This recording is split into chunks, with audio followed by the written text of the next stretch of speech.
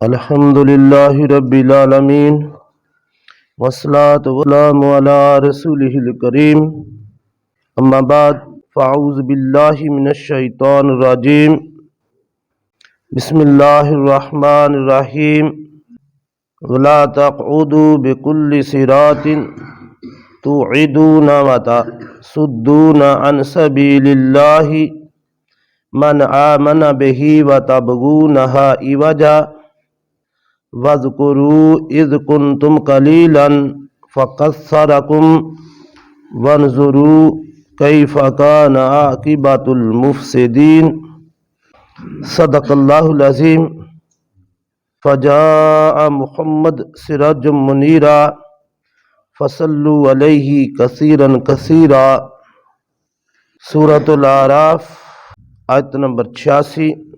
ارشاد باری تعالیٰ ہے وَلَا تَقْعُدُوا بِكُلِّ صِرَاطٍ، اور ہر راستے پر مت بیٹھا کرو کہ جو اللہ کے ساتھ ایمان لاتا ہے اسے تم ڈراتے ہو اور روکتے ہو، اور اس میں یعنی دین میں کجی تلاش کرتے ہو، ٹیڑھا پن تلاش کرتے ہو۔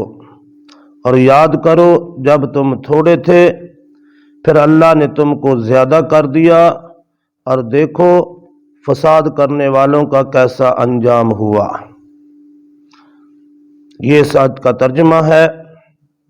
اہل مدین کا تذکرہ۔ مدین بن ابراہیم، حضرت ابراہیم کے ایک بیٹے کا نام مدین تھا۔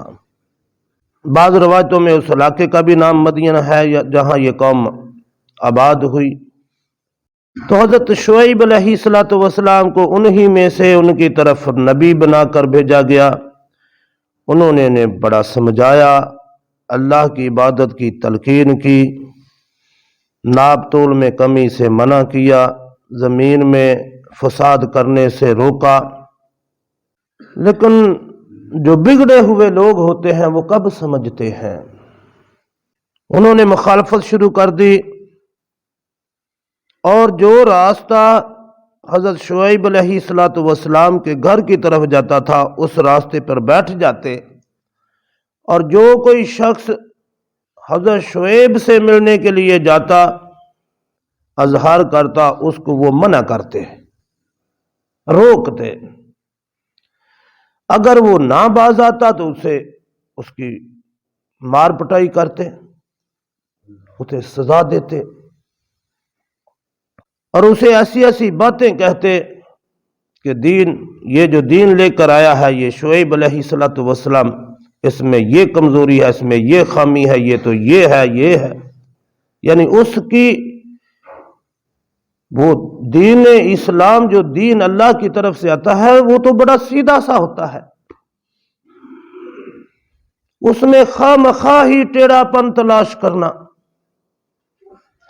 اور اللہ نے یہاں یہ تذکرہ اس لیے کیا ہے، ایک تو یہ کہ دیکھیں یہ جو بڑے لوگ ہوتے ہیں، جو دین کے منکر لوگ ہوتے ہیں، ان کا شروع سے ہی یہ وتیرہ اور عادت رہی ہے کہ یہ حق والوں کا راستہ اور حق کا راستہ روکتے ہیں۔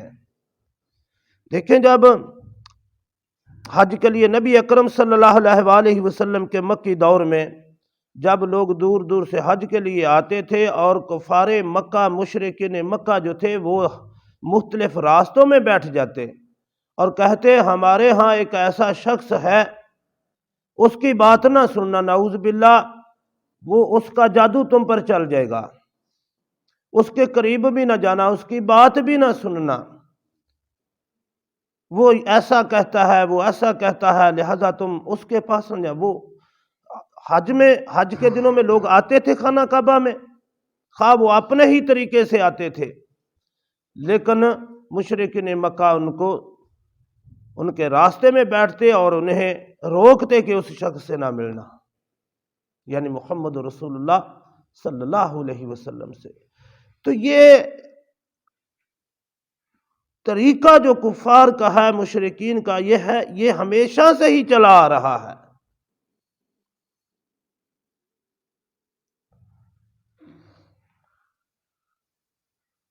اصل میں یہ لوگ جو ہوتے ہیں یہ انسانوں کے روپ میں शैतान सिफ्त लोग होते हैं। अल्लाह तबारक ताला ने शयातीन अल इंस वल जिन्नी कुरान पाक में इसका तज़किरा फरमाया है। दो जगह इसका तज़किरा फरमाया है कि जो शयातीन होते हैं ये इंसानों में से भी होते हैं और जिन्नों में से भी होते हैं। तो ये दीन इस्लाम का रास्ता, जैसे शैतान ने कहा था कि मैं इसको दाएं से बाएं से आगे से पीछे हर तरफ से इसको घेर घार कर तुझसे दूर करूंगा, अल्लाह के रास्ते से सिराते मुस्तकीम से दूर करूंगा। तो जो इसको पैरोकार हैं उनका भी यही तरीका है। तो यही चीज कौम शुएब जो थी, मदियन वालों का भी यही चीज थी कि वो लोगों को सीधे रास्ते से रोकते। तो अल्लाह ने मना फरमाया, वला तक़उदू बिकुल्लि सिरातिन तुईदूना व तसुद्दूना अन सबीलिल्लाह, कि तुम सड़कों पर रास्तों पर इस गरज से मत बैठा करो कि अल्लाह पर ईमान लाने वालों को धमकियां दें, उनका रास्ता रोकें, इस गरज से ना बैठा करो। एक चीज यहां और समझ ले, नबी अकरम सल्लल्लाहु अलैहि वसल्लम ने फरमाया, रास्ते को उसका हक दो। सहाबा इकराम ने पूछा, या रसूलुल्लाह सल्लल्लाहु अलैहि वसल्लम, रास्ते का हक क्या है? फरमाया, रास्ता छोड़कर बैठा करो, रास्ता छोड़कर खड़ा हुआ करो। यानी जो रास्ता है उसके ऊपर ना बैठा करो कि गुजरने वालों को तकलीफ हो। हमारे यहां तो हर चीज ही उल्टी चल रही है ना।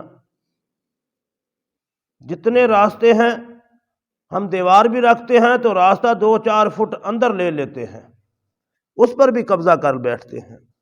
जितनी जितनी सड़कें और जो कुछ हुआ है, ये नाजायज तजावजात जो हैं, यहां तो हर चीज ही उल्ट हो गई है ना। दीन इस्लाम यहां तक हमारी रहनुमाई करता है।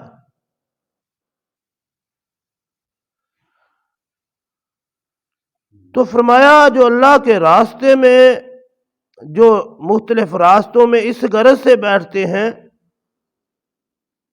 कि अहले ईमान को रोकें, उनको धमकियां दें, उनको तकलीफ दें, तो अल्लाह ने फरमाया मत बैठो।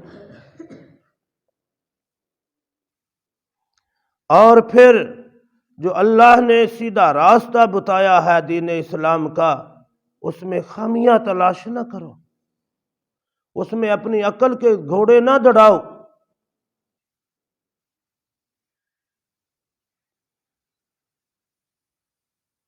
और अल्लाह रब्बुल आलमीन ने फरमाया, याद करो जब बहुत थोड़े थे तुम। यानी एक शख्स था ना मदियन, उससे अल्लाह रब्बुल आलमीन ने पूरी एक कौम तैयार कर दी।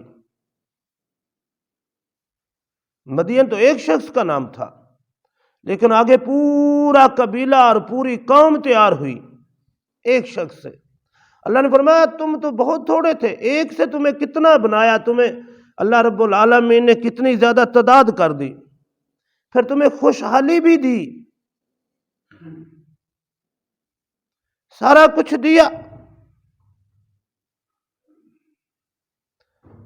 तुम बहुत थोड़े थे, अल्लाह ने तुम्हें बहुत ज्यादा कर दिया।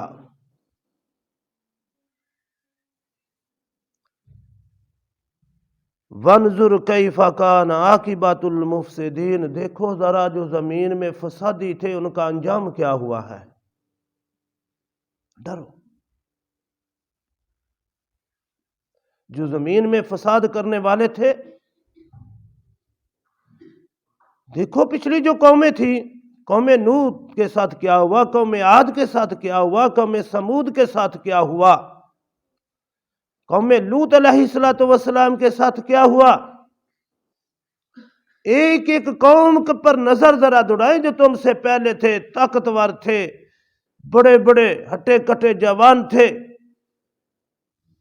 ان کے ساتھ کیا ہوا؟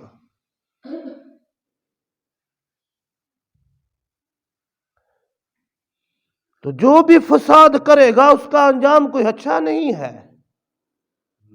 یہ اللہ کی زمین ہے، اس پر امن اور سلامتی ہی قائم کرنے کی کوشش کرنی چاہیے، فساد برپا کرنے کی کوشش نہیں کرنی چاہیے۔ اور دنیا میں آج کہا جاتا ہے کہ زمانہ بڑی ترقی کر گیا ہے، لیکن سب سے زیادہ فساد اس دور میں ہو رہے ہیں۔ سب سے زیادہ برائیاں، سب سے زیادہ فساد اس دور میں ہے، اور سب سے بڑی جنگیں بھی یہ اسی دور میں ہوئی ہیں۔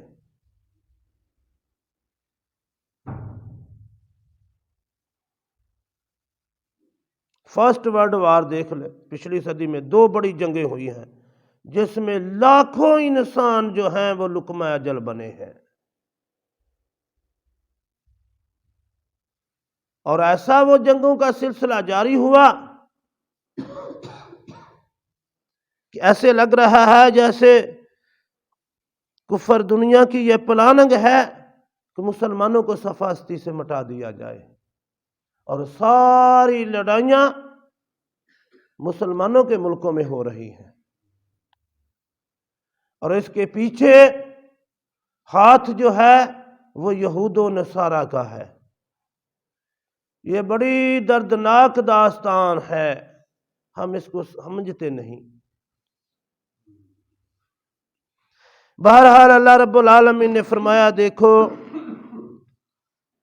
فساد کرنے والوں کا انجام اچھا نہیں ہوا۔ تم زمین میں امن کے ٹھیکیدار ہو، وہ ایمان والو، مسلمانوں یہ تمہارا ٹھیکہ ہے کہ دنیا میں امن قائم کرنا ہے۔ تمہارے مذہب کا نام اسلام ہے، سلامتی والا مذہب، امن والا مذہب۔ یہ دین اسلام جو ہے یہ سلامتی اور امن والا دین ہے۔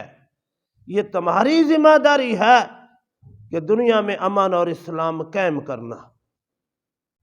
دیکھیں پھر ذمہ داری کتنی بڑی ہے ہماری، لیکن افسوس ہم تو دنیا میں کیا امن چین کریں گے؟ ہمیں تو زندگی گزارنے کا اپنا طریقہ خود نہیں آتا۔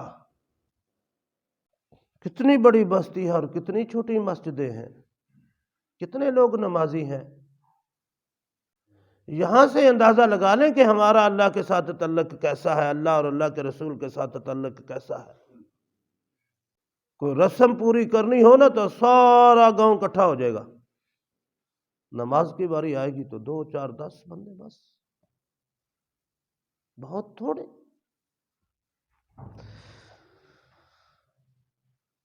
ایک دن میری اور تمہاری نماز بھی کھڑی ہونے والی ہے۔ نماز پڑھیے کہ قبل اس سے آپ کی نماز پڑھی جائے، جنازہ پڑھا جائے،